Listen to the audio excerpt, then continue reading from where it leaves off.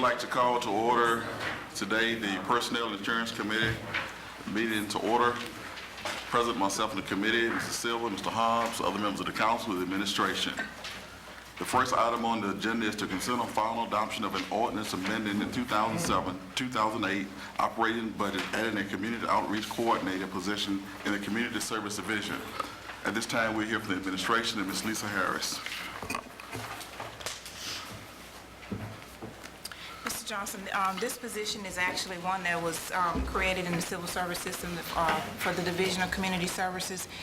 In the past, the position actually dealt with the Safe Streets program, which is a national crime prevention program, which we currently do not have, but something that is lacking that the position did, it was a liaison between the neighborhood groups and the city, and being that the division has picked up a lot of other activities, we're actually wanting to have another program position in the division. It has been filled in the past, but it just hasn't been budgeted in the last 2 fiscal years.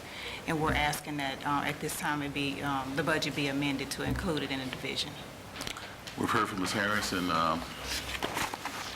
information in regards to this position. Any questions from the committee, other council members? Yeah, question. What, why don't we go ahead, I'll let it go after, related to, not directly. Okay. No, what I was saying, this person would just be strictly dealing with neighborhood groups, that's what you're saying? Well, that was one of the one of the aspects of the position, that it did liaison between the neighborhood groups and the city. There are other programming tasks at the position, actually. There was a community program we had, Project Enable. There's other programming aspects that we have in the division that this position actually could take and assist in. We have the festival coming up, the Chewing on the Red, and there's other things that the position actually could assist.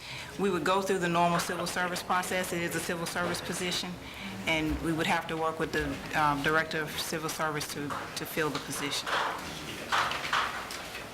It's not anything, it's not a new position at all. No, just a different name. No, it's the same name. It was the Community Outreach Coordinator. It's always been named I that. thought you said it was Safe Streets. Well, actually, that was before I even took over in the division. It was the Safe Streets Coordinator, but I think the position was presented to the consultant and it came back as Community Outreach Coordinator. The last time it was funded, it was under that name. Okay, can I get a motion in a second that we accept this comes from Ms. Lisa Harris as Director of Community Service Division? Okay, moved in second. Further questions? If not, we recommend to the full council. Ms. Lawson? Yeah, I have a question. Ms. Harris, you have a youth coordinator? Yes, sir. Is that correct? Yes, sir. Do we have anyone working with the school board to deal with programs such as ACT preparation? We actually, on the AREP commission, we have a seat there for the school system. Actually, the superintendent is the appointee to that position, and he assigns whomever he wants to come to that meeting, and it's generally been the Mr. Rock. And as you know, AREP is to deal with recreation and education as well. And that's some of the things that we talked about in the future. Now, there is a group that normally does a summer program at the Teen Activity Center, and they actually on the 10th of this month, they will be doing an ACT prep at the Teen Activity Center.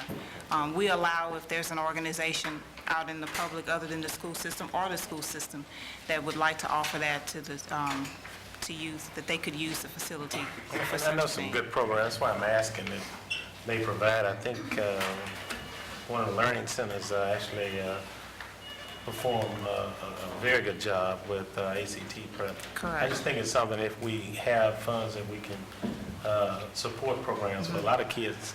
For instance, my son is in one, I think, but it's $400. It is.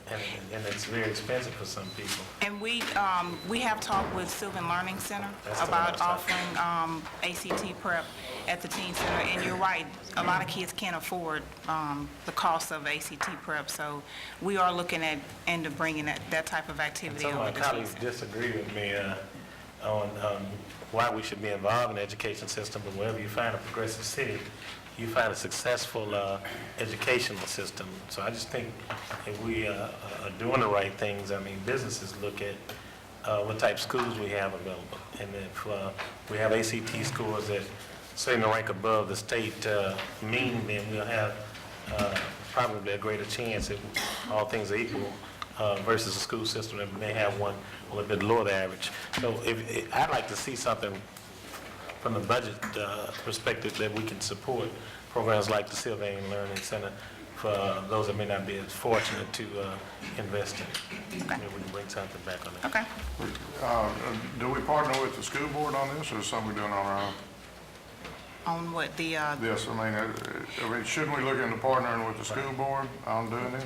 actually, I don't want to speak out of turn. I'm not sure if the school system actually offers ACT prep themselves, but Sylvan Learning Center does. I don't know if we could actually partner with the school system on such a program. We would probably need to go to an organization like Sylvan to work with them, or the organization that I was speaking of is COPE.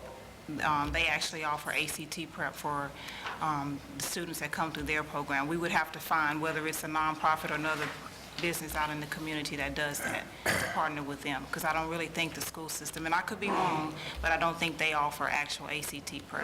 And I don't think parents realize the thousands of dollars that they save by kids raising their ACT up to the TOPS minimum. That's why I'm saying if we can get back into the education on the AREP, maybe we need to educate the parents as well as to the importance of that. But whenever you come back, and as Chuck alluded to, maybe the school board is the right organization, but I've not known them to get over. And they may be open to doing that. I mean, it may be something we can start working together on. Educator. Okay, Ms. Harris. Okay, Ms. Silver. Your potential area could you see the educational aspect of the Blackbeard's Foundation on that out reach $250 million. Okay, Ms. Harris, thank you for the report. Thank you. Recommended to the full council. Is there anything else to come before personnel insurance at this time? If not, this meeting is adjourned. Thank you.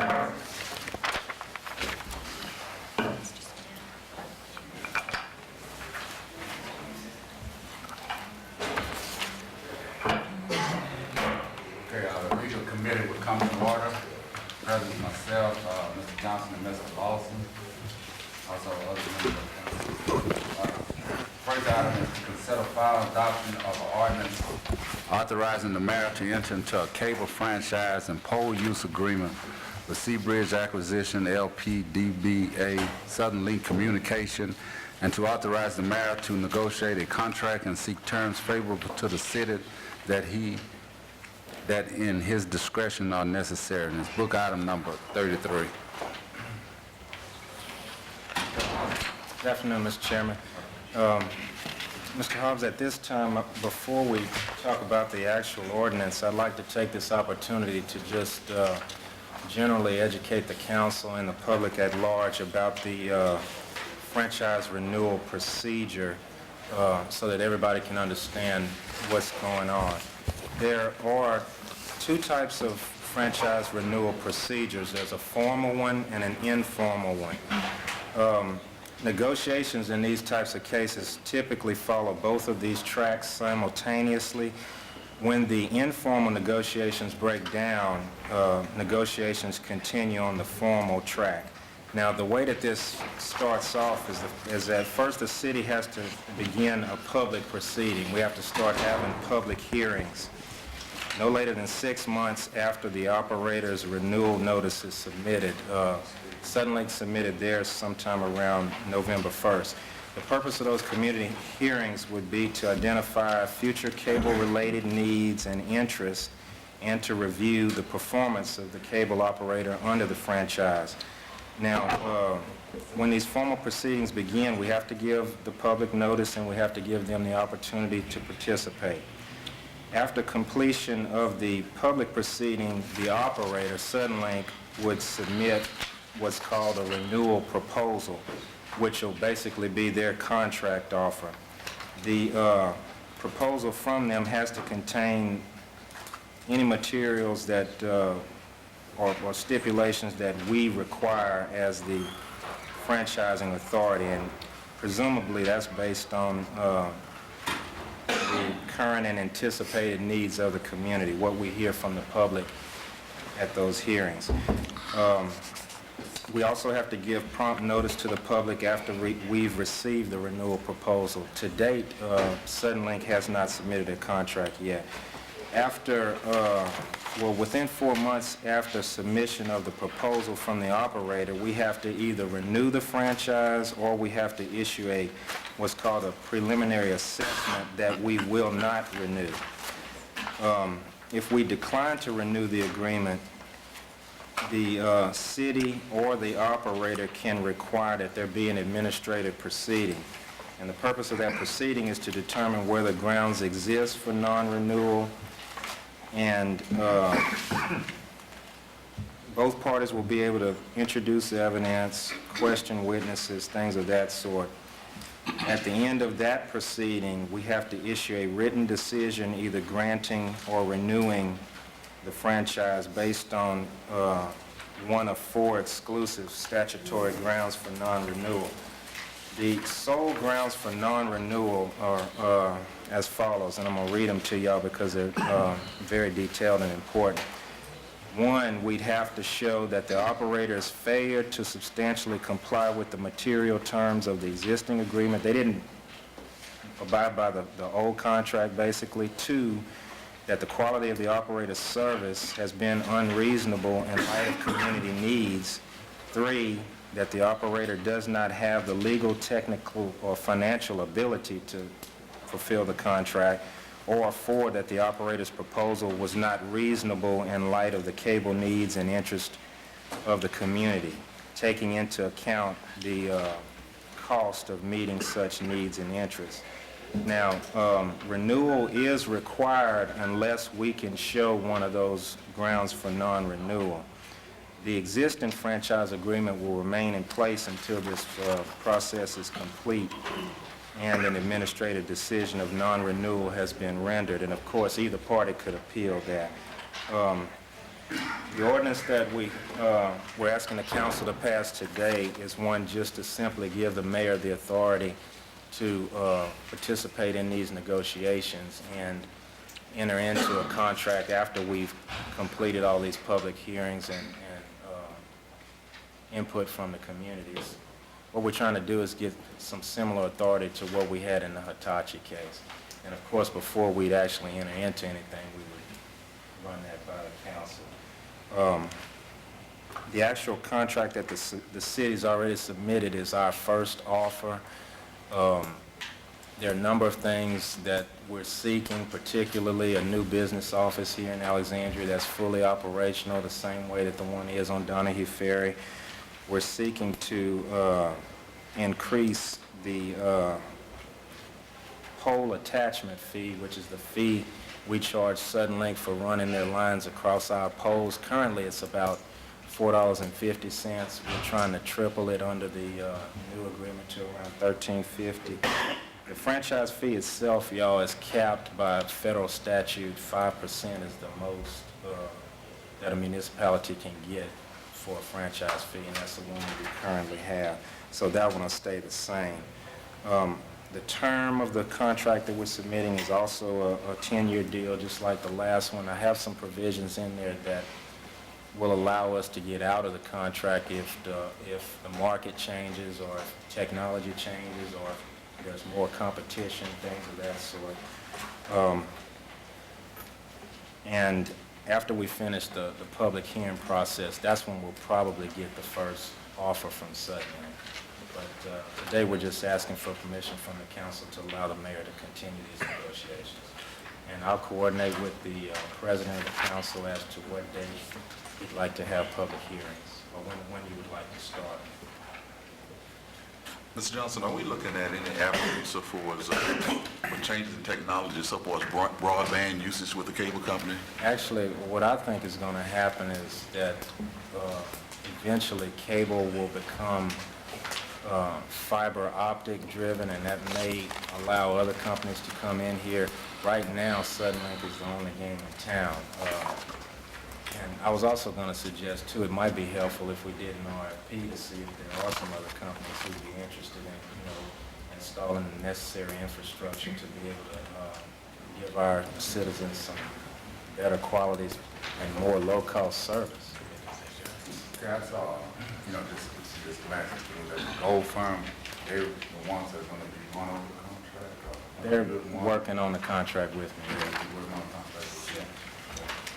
And, at the point where you have the, public input and you get all your data and bring it back, at that point you bring it back to us before you present it to them? Which, you mean the actual contract? After you have the public hearing? After we have the public hearings, then Suddenlink will submit their offer. They'll send us a contract and say, this is what we want. No. After we hear what the people saying, Yes. okay, we're gonna formulate something to submit to them, that's what I'm saying. Yes. But that's what I'm saying, you're gonna bring it back so we can. Oh, yes, you have can, input before you we can submit. make any changes. This is, the first contract is just my first draft. Any Yeah, changes that y'all want to make, But we'd just like, During the hear what process, the we public can. had. I know we got a sheet from Mrs. Bright on some of the things that she wants, I just, Oh, yes, in case we yes. make sure that some of the things we hear that also is in there. in case- Oh, yes. During the public hearing process, if we get some good ideas from the community about some things that we need to put in here or some things we need to change, we can always do that. Yes, sir. Can you at this time have a request for proposal about any other business that we plan to incorporate that? Or just restricting it to this? I thought it might be a good idea if the council thought it was a good idea. That's what I was gonna suggest. Every time you go into a negotiation situation, and certainly want to have a plan B, and we ought to have a plan B, quite frankly. We should have one for the past several years. But what you're doing is asking that the council essentially sanction the mayor's ability to go out and negotiate with these folks, and the final agreement will be brought back to the council Of course, for yes. approval, which I see nothing wrong with. But I do think that it ought to be clear that we're anxiously seeking other providers. And I think the public wants to see other providers that may come to the table when it comes to looking at our cable service. That being the case, I move, Okay, it's been moved and second, and we refer this to full council. One other thing that, in the middle of negotiations, I know that the ancillary fees that we may be able to attach would be the rental of our poles, as you suggested. Now, whatever negotiations that we may enter into, I would hope that that would be placed on the back of the subscribers.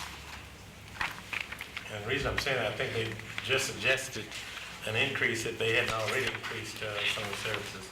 I'd hate for us to go up and receive some type additional benefits for the city, but at the expense of the subscribers. Right, I agree with you, Mr. Lawson. I don't believe that that should be a cost that should be passed on to the customer.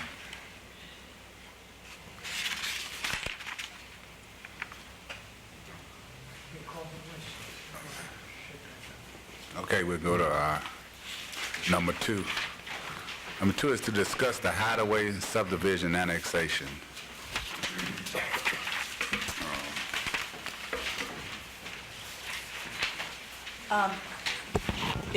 I'm not sure if there's a specific question that you're looking for an answer to, or if you want just a general discussion on that issue.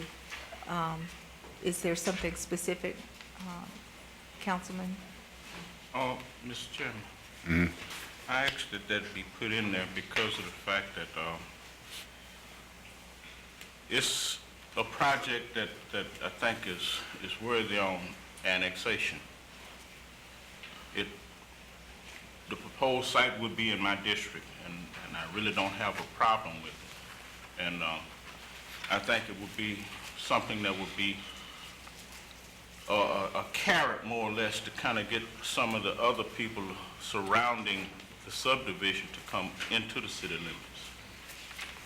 And at the same time, I think, if we're saying that a continuation of, I understand the mayor's concept of continuations, but I look at some of the other subdivisions, like the Links subdivision, that's far past Vandenberg. And we got some other subdivisions that are coming online out Twin Bridges Road that's near McKeithen. And this subdivision is on this side of Air Base Road. And fire and police protection, the fire department on England Airport has agreed to provide fire protection to the subdivision. And this was an agreement that was done with the police jury before the developer brought it to the council. And I can understand where the mayor is coming from continuation. But if you were to draw a circle from Twin Bridges Road back over to Highway 1, you would have it would be within that area. And so what I'm saying is I would like to see us go on that next. Okay. And to address, I don't suppose there's any question that's being asked, but I will be happy to state the administration's opinion on the annexation and our policy. Of course, when Mayor Roy ran for mayor, he ran on the platform of smart growth, and it was discussed quite frequently throughout his campaign, the fact that 20 years ago, our city had a certain population, and we encompassed a certain area, and over the last 20 years, our population has remained somewhat stagnant, so we have the same basic tax base.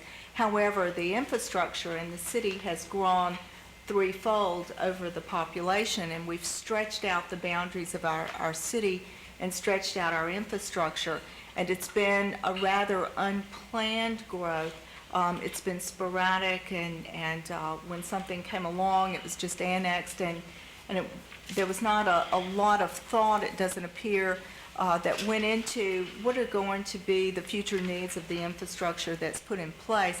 And so one of the first things we did when the new administration came on board was to study this issue and adopt an annexation policy. And the annexation policy that we developed, adopt, and we intend to adhere by is a three-pronged test. And we look at three things. Number one, we look at the ability to provide public safety and public services. And when we ask that question, through the planning department, we address each division in the city. We talk to the fire, the police, we talk to the utility division, we talk to the public works, which includes the street department, which has to maintain the streets, the drainage, the ditches. We talk to the traffic department, which has to maintain any traffic signals that are in place. And of course, the sanitation department, all of the various departments that are affected by this.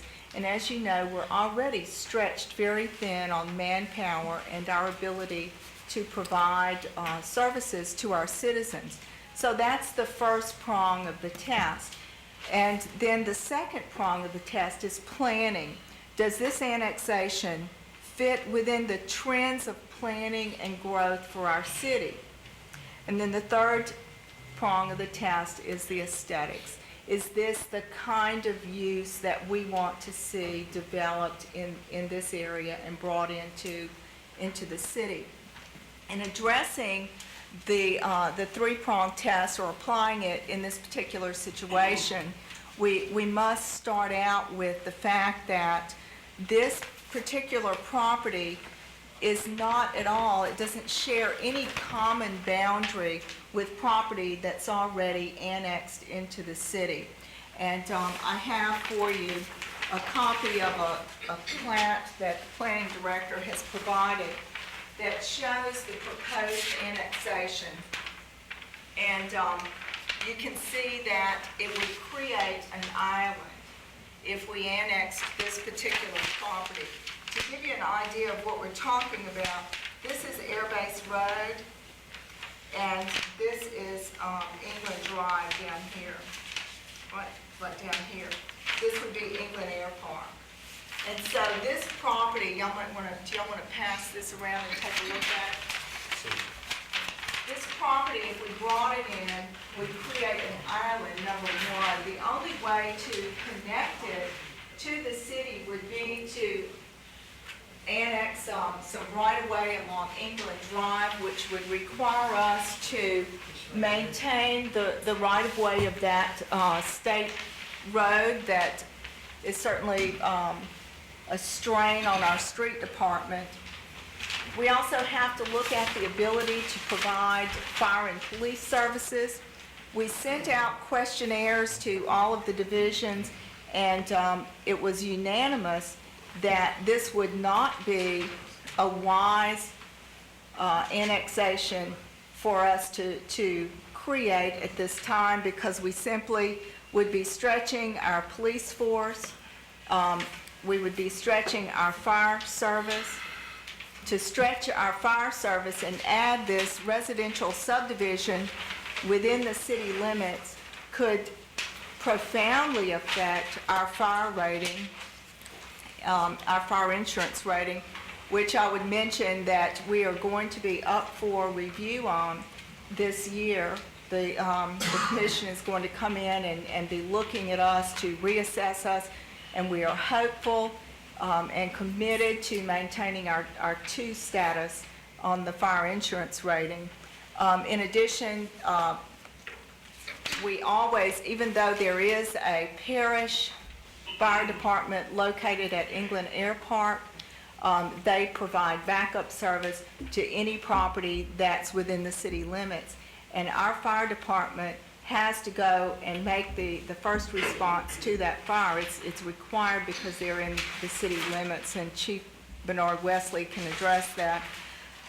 If we bring this in, the police is concerned about response time. They have to go in and out of the city limits to get to the property, and it could be the impetus to us having to create an additional zone for policing, requiring additional manpower.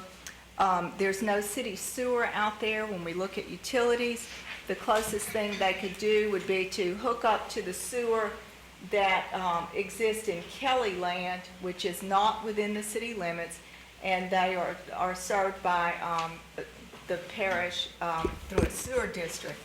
So we're not going to be able to provide them sewer. This is a electric utility service that's provided by CLECO in that area. It's not city service.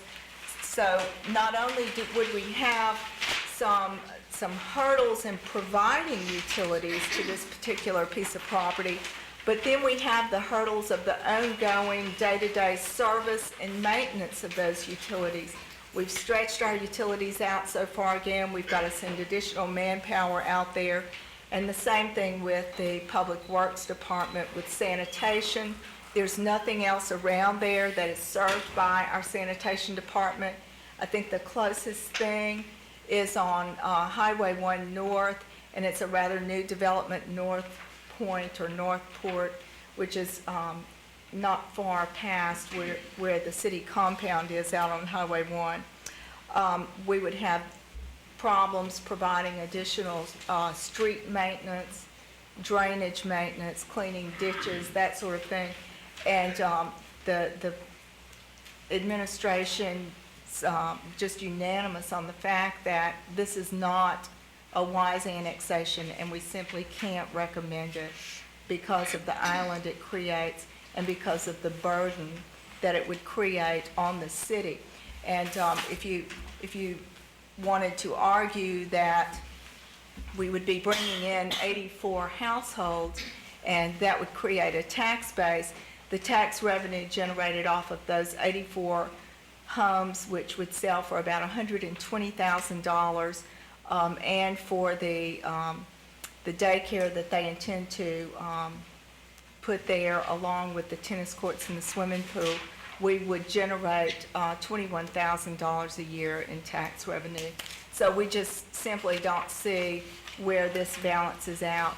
And I think our main concern really is the fire rating would be our number one concern, backed by all the other concerns with providing the ongoing services. But if that's the case, then we can't annex nothing else into it. That's not, that's, I mean, you got Versailles, you got that whole project that they never hit the floor yet. You know, and if that's what you're saying, if for the fire rating and different things, then we're not gonna be able to annex nothing, we don't have the manpower. that's not correct. We can annex things that are on the boundary of the city limits, where it's just an extension of the city limits, but it has to fit within the test. Does this serve the purpose that we're seeking to serve here, and how can we service those? If it's a property, if it's a development that's adjacent to, if it's phase 2 of a subdivision that's already in the city limits, we already have sanitation. They just have to go one more block to provide it. In this case, they have to go clear out England Drive or Air Base Road to provide those services. And it just is not a good use of our resources. It's gonna be $100,000 a year shortfall, is that right? Could be. Yeah. The answer to your question, if you just factor in what you're gonna get from Walmart, we're gonna get our money back in less than 3 years, so that's. But you're missing the point, you're missing the point. The point is not, I'm saying that if we don't have the manpower, I don't care if you got Walmart or you got Target out there. If we don't have the manpower, maybe we should reverse back and start looking at if we need more manpower for all the annexations we already have. Versailles is already in the city limits, and I you have understand to that, but what remember. I'm saying is, and then maybe you're missing the point too, we might need to reevaluate to see the manpower. We done annexed a lot of subdivisions and a lot of land in the last year, 2 years, 3 years, and we still running the same, almost majorly the same crews that we already have. Only difference is we did with the sanitation is that we kind of zoned everything and it made it a little better to quickly pick up. But I mean, even with the growth that we got out on 28, I still don't think we had the manpower to cover it. Even with the police, with a substation, with all this, that's what I'm saying. You know, I'm not saying, you know, if you look at what you got now, it'd be scary to annex anything. We agree with those points. That's why we're willing to. Yeah, Well, We got tested. the growth on 28 is gonna occur whether it's in the city or not. That's correct. yeah, it's gonna occur. That's gonna occur, But and it's to our advantage to have it in the city, if it's, Yeah. especially if it's But commercial. just like that one little spot there, if he's putting that land, I mean, he's putting a subdivision there, who says the next spot overflowing, they're not gonna put it? You're gonna end up with all that annexed in the city. Yeah. Anyway, it's just a matter of time. Just like if you. Well, I mean, there's some good property out around Boyce we could annex too. I mean, you know, It depends on how far we wanna go, What but I'm, we got to look at, at the same time, I also look at, if you like, again, if you take a compass and you run this circumference from over off of Twin Bridges Road, back around, over near, the Links subdivision back in there, all the way back over to Highway 1. The city limits already stretches out to St. Rita. This is more or less like infield. And there is a note, Mayor, like I explained, there is a movement from some folks in the Kelly Land subdivision because the trailer park down there is in the city limits.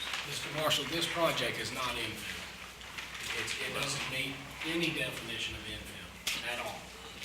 By definition, it's an island, it's not infill. I have, This is more like the Pecan Land, Walnut, or Pecan Grove, Walnut Grove issue. In fact, it's just like that. It's not infill at all, it's an island unto itself. what do we do with Walnut Grove, Conroe? Well, we're not doing anything. All of these projects that have been mentioned, including the links, all happened before this administration. We've adhered to this since day one. I guess, now the We've policy, annexed a lot of things since this administration came along, all because they fit within this policy. I guess We've denied some. the problem is, I guess, one thing that's causing me trepidation is not as much the fire department as the police department. Since I've been on this council, I know we've increased the police force probably 15, 20% uniform. I would say at least 15%. We got an additional 15 slots. Okay. Now, I do understand that we have some slots that have not been filled, so I don't buy the argument that we may not have the police force, particularly when the police department numbers have gone up, whereas our population has certainly gone down. So that argument, I think we can, but I am concerned about some of the ancillary services, particularly, I'd like to know the actual true cost. What is the true cost to annex them in? LaSalle is certainly going to be probably longer than a mile before it's over with. This is probably 3/4 of a mile at best, not even a half a mile, to get to the services there. It's actually not apples and apples and oranges, but I am saying this until, now you said we have a policy, you're talking about the administration? Just The like we recommend to administration. you. Okay. Council The makes that administration. decision. We have to, And I'm we have getting- experts in the city. And I'm saying- not trying to be contentious, I'm trying to make a point that I'd like to see the city adopt a policy that's gonna embrace some of these questions and concerns. I'd like to see the true cost of annexing this. I'm hearing the arguments to be made, and I hope the final determination as to whether annex something is whether, not necessarily that the houses that are being built will justify the cost being spent.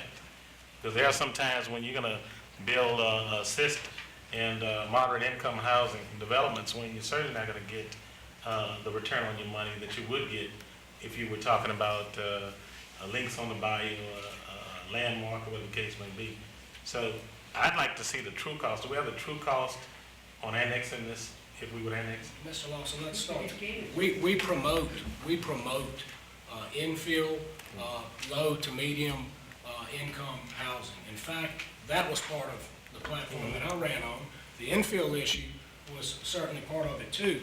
The transition team that came up with these were people from all over the community that identified, especially in South Alexandria, the need for infill development. This violates all of those items. This is not about making a choice because you only want to have wealthy neighborhoods. It's just the opposite. This hurts all of the city, and it hurts those neighborhoods that struggle too, because it continues to stretch the infrastructure. And number two, I just want to make a couple of points. Number two, these were all decisions made before we came in. We're coming in and adopting a policy that is thought out by planners. It's all listed in this development plan, and it has details as to how we came about those items. With regard to the police, we're short again right now from attrition. We do have big problems with police. But one last point, you made a comment about you're not as concerned about fire. We are, and we'd like to have the chief speak to that. Well, when I say that, I'm not If as we lose concerned a about the fire argument too- you're making it on that. No. I agree with the argument on fire. I'm not disagreeing with you But on that. Mr. Lawson, with all due respect, we're not trying to argue. We rely on the experts who are division heads to tell us these things. I don't think they're trying to argue it. I think they're concerned, and they come up with a plan, and when we look at it all, we have to determine whether it's best for the city. With regard to this development, we have sought out parlaying and talking to this developer for incentives to come in and do infill in South Alexandria, and we stand behind that. That's what the city needs. It needs to take existing housing stock and make changes to that. This just doesn't meet that. It doesn't meet any planning recommendations by any group you'll find anywhere. It just doesn't, unfortunately. But the fire number 2 rating is critical. If we lose that, everyone in the city will be coming after all of us because their rates are going to go up. I join you on that argument is what I'm saying. It's not a hard argument to make about the fire. What I'm doing is saying, if we have a policy out there, which we don't have a city policy, let's have it, and let's stick with it is what I'm suggesting. Maybe it's something we need to adopt out of the transition report that needs to be brought forth to the council. But I would like to see, I heard some numbers suggested that says it may be cost prohibitive. But I'd like to see the true number if we were annexing, including utility costs, guesstimate, I'm not talking going out there and putting engineers out, Ms. McGill, but I'd like to see why, and you clearly articulated some points, I agree with you on that. Mr. Lawson, we just got this, by the way. Oh, okay. That's it. It was added to the agenda, so we're trying to address something that we just got. Well, why don't we get some more information? But let me just say that you want the true cost, but what is the true cost of the one annexation that throws us over the limit and drops us down below a 2? Is it this annexation? Is it the next one down the line? When we looked at this the other day, I met with the consultants on something very important, the fire station relocation study, and the expert told me that one development in this area could be enough. I mean, he didn't know, he didn't calculate it on this specific case, but one development could be enough to throw us off of our 2 rating. And so we have to be very, very careful. You can't put a number value to that. What is it going to cost for us to provide sanitation service where we have to drive an extra 2.5 to 3 miles out England Drive to provide sanitation service to 84 homes?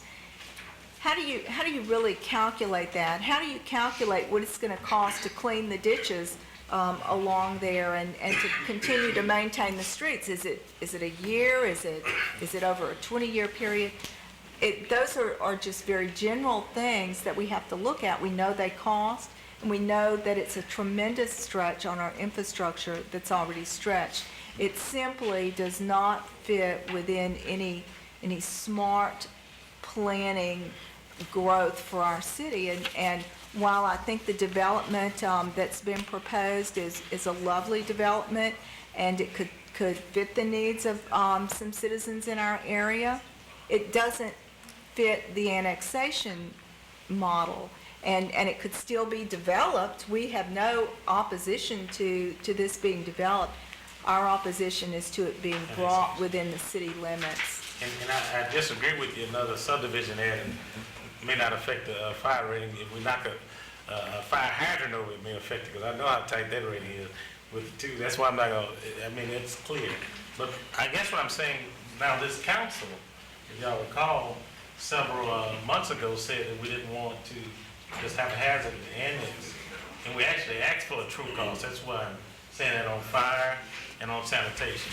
And I'm not asking for a deviation of 2%, but you know, I think it's helpful as we move forward, even if it's contiguous, if we have some type concept as to what it's costing.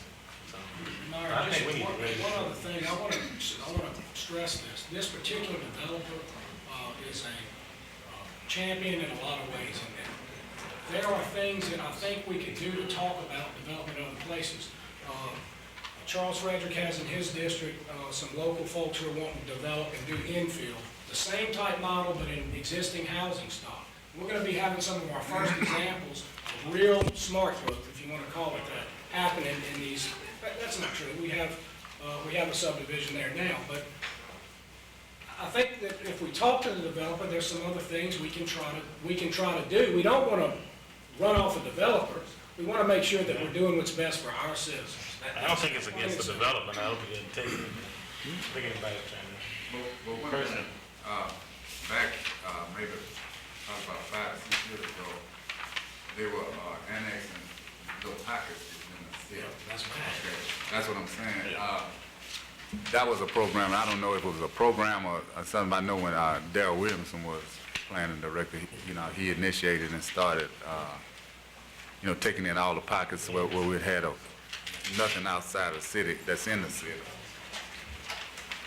Maybe what we need to do is go back and see exactly what happened, Yes. I know I have a couple of that came in, in my district, and they came in with problems, when they came in. But we probably need to look at the whole picture, don't get me wrong, that's in the city even, that we are annexing. Mr. Hobbs, we're not suggesting, I want to be clear for those watching and listening, we're not suggesting that this council set up any of these policies or did this at all. This is just a product of years and years of some haphazard planning, and if you look at the map, you can kind of see it. We know in Greenway, there's still a pocket that's out. And to be honest, and someone may be listening tonight, they don't have any reason at this point not to be, given how their services are stacked. And I checked into that today with some folks in the former administration. Truth is, it would probably help them to come in. They've always thought they're benefiting from being out. It's not true the way their services have developed. They're actually getting a higher rate on things by not coming into the city on utilities. Yes, sir, Mr. Lawson. So, and there's a few of these pockets. They're the opposite of an island. They're a little enclave within the city that's out of the city. I got some of that in Yes, North sir, Bolton you did. Avenue and alike. And again, it's something that Walnut Grove, is some folks out there talking about wanting to come into the city limits because they're getting city services. When I went and spoke to them at your request and talked to them when the whole fight was going on, I told them, look, why are you not in? Tell me the reasons for not being in and let's address them. You should be in. And so now I think there's a little movement Yeah, change. it's a little movement there, and it's also a little movement in Kellyland also to try to come in. We need to have a 2-hour conversation on this, We Mr. can- President. maybe- It's not gonna happen. I'm glad actually this came up because it's a serious topic It is. that we need to discuss, and I'm more interested, as been alluded to, wiping blocks out and putting new developments in there, and particularly areas that I've heard concerns expressed like South Alexandria, and maybe in Thursday. So, let's hold a long conversation about this another day. Yeah.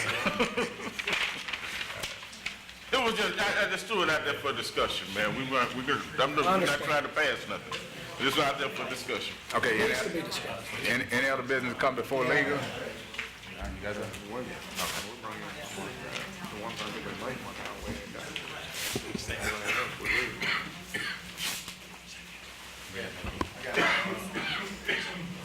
Resolution. Just discussing. We have again, this year, an opportunity for our Alexandria Mardi Gras Parade. Both Grambling University and Southern University have agreed their marching bands are going to both be here, which will be the second time, I think, Mr. Smith, and is one of the few occasions when both bands actually perform in the same event that are not on television. We have, over the years, extended economic development money from the city council to secure both these fine institutions nationally recognized bands. It takes a resolution. We have a resolution to authorize expenditure of funds for the Mardi Gras parade expenses related to certain university bands and marching units, and to authorize related expenses. Mr. Crutchfield and I reviewed the resolution. There are adequate funds in the council budget for economic development for the purpose. We anticipate costs to both band organizations, including some transportation, some lodging. We normally pay something for the schools because they have to get those, you have to mobilize the bands, which I think about 140 members each to get up here. It's a very worthwhile effort. It's one of our significant contributions to our Mardi Gras parade. Mr. Smith has asked that we entertain a resolution by the City Council that the City of Alexandria is authorized to expend the funds necessary for transportation, food, lodging, and other related expenses from available economic development funds for the Grambling University and Southern University marching bands for their respective participation in Alexandria Mardi Gras Parade and related activities. Mr. Lawson has indicated that he is recused because he is president of the Southern Board, so he will not be participating in these discussions or decisions. Is there any amount listed there, because I know we already have $70,000 tied up in something? No, sir. Our anticipated budget is around $25,000 for this aspect and components, which includes an honorariums, which includes the bus transportations and the food transportations. The present line item has around $28,000 that is we placed in the budget consideration time for this purpose. Mr. Smith and I have worked on the budget. We've discussed it with Mr. Crutchfield, and there's approximately, we never know what we end up feeding. Kind of depends on the time of day when the bands get here, Mr. Silver, whether we have to feed them 1 meal or 2 meals. We have some logistics. We have some arrangements we make in case the weather is different. So I can't give you the exact amount that will be expended, but it's generally something in that range. Trey. Yes. Mr. Chairman.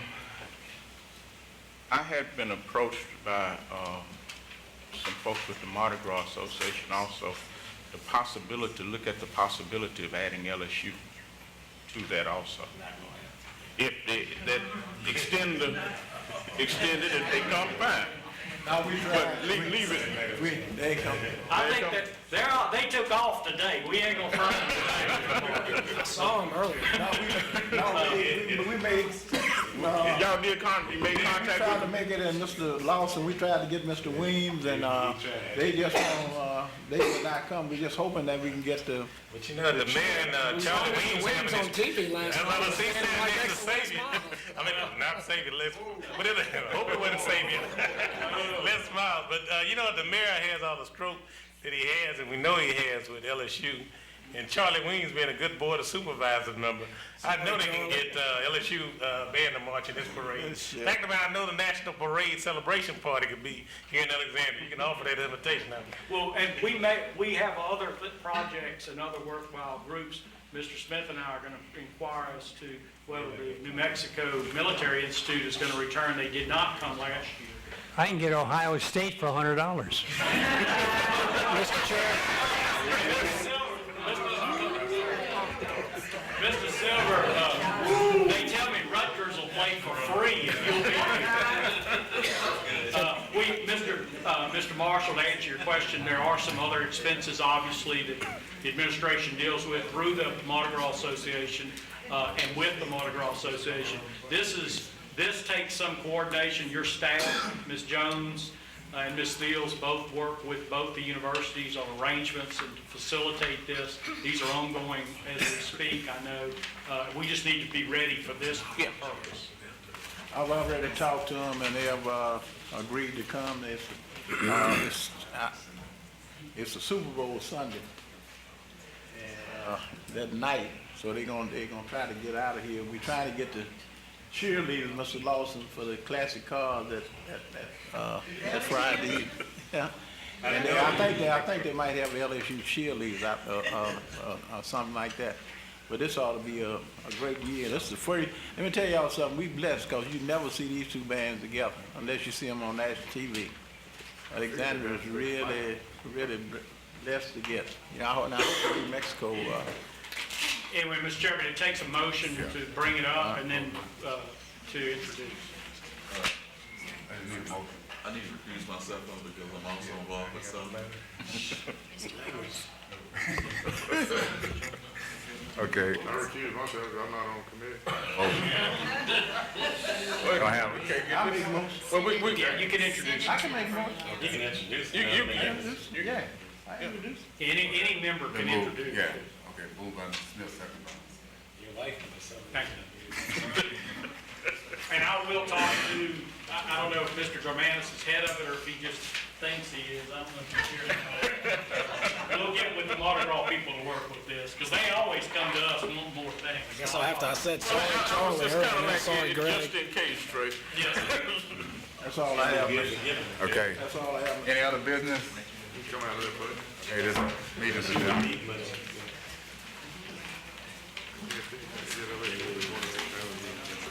What else we got? 1.8 million.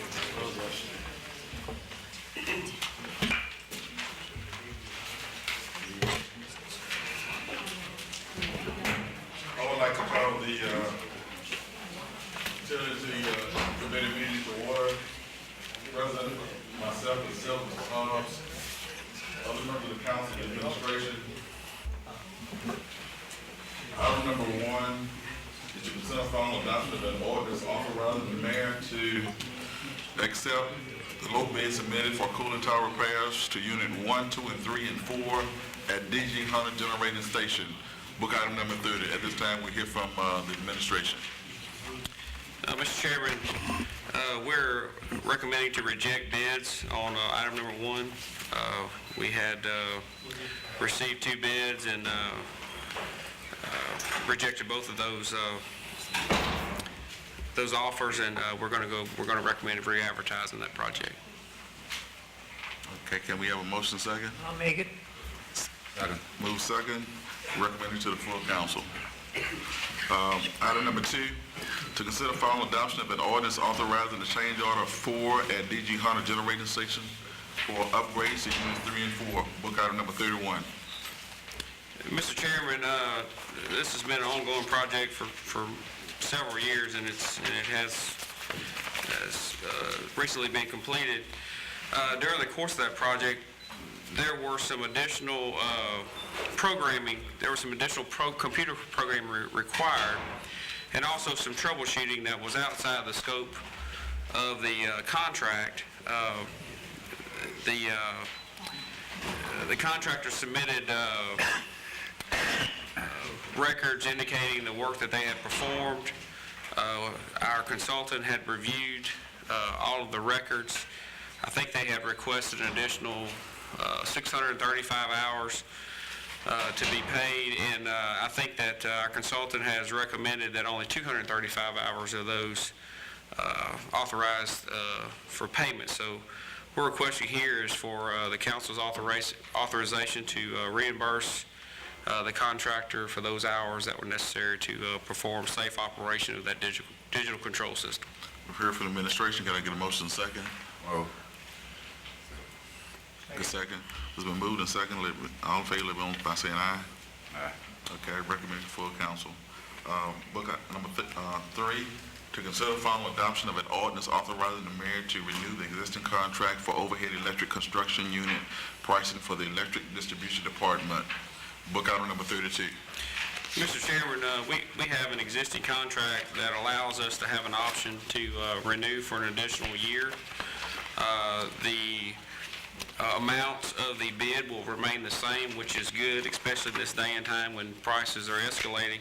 So we're in favor of, instead of rebidding this work, we feel like we've had a favorable bid the first time.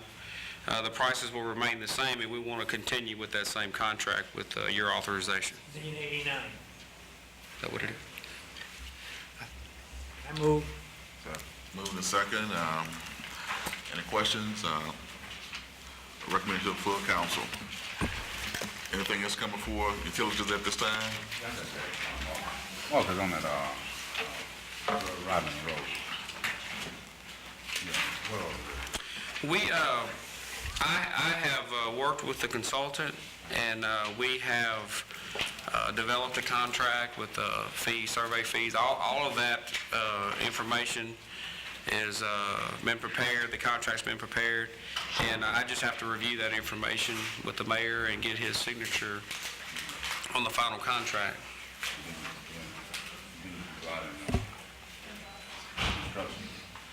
I mean, you already did, We selected a consultant. yeah, right. After you guys select a consultant for A&E, we have to I thought they develop started a work. contract.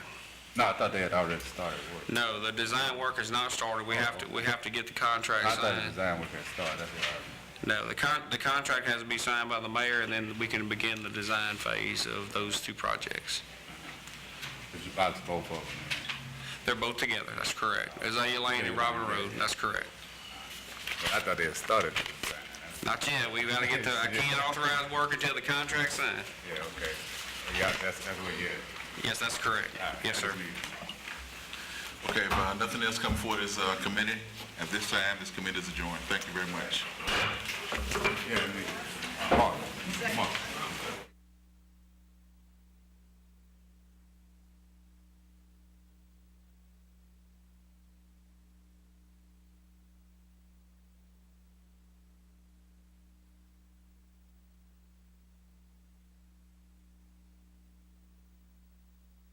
Your favorite game animal is just a short drive away. The Red River has become a haven for fishermen, looking for a variety of different game fish. Put in and